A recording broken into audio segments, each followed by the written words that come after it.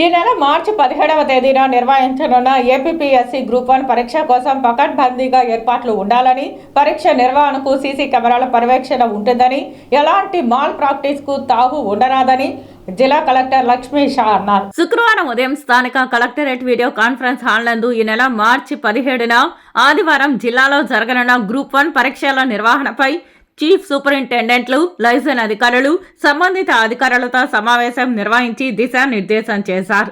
ఈ సందర్భంగా కలెక్టర్ మాట్లాడుతూ గ్రూప్ 1 పరీక్షలు ఉదయం 10 గంటల నుంచి 12 గంటల వరకు పేపర్ 1, మధ్యాహ్నం 2 గంటల నుంచి సాయంత్రం 4 గంటల వరకు పేపర్ 2 పరీక్షలు జరుగుతాయని తెలిపారు. పేపర్ 1 పరీక్ష కొరకు ఉదయం 9 గంటల నుంచి 9 గంటల 45 నిమిషాల వరకు, పేపర్ 2 పరీక్ష కొరకు మధ్యాహ్నం 1 గంట నుంచి 1 గంట 45 నిమిషాల వరకు మాత్రమే అభ్యర్థులను పరీక్షా కేంద్రంలోకి అనుమతి ఉంటుందని తెలిపారు. అభ్యర్థులు పరీక్షా కేంద్రానికి సకాలంలో చేరుకోవాలని అన్నారు. పరీక్ష ఆబ్జెక్టివ్ టైప్ లో ఉంటుందని, పబ్లిక్ సర్వీస్ కమిషన్ ఆదేశాల మేరకు సీసీ కెమెరాల పర్యవేక్షణలో ఈ పరీక్షలు నిర్వహించబడతాయని అన్నారు.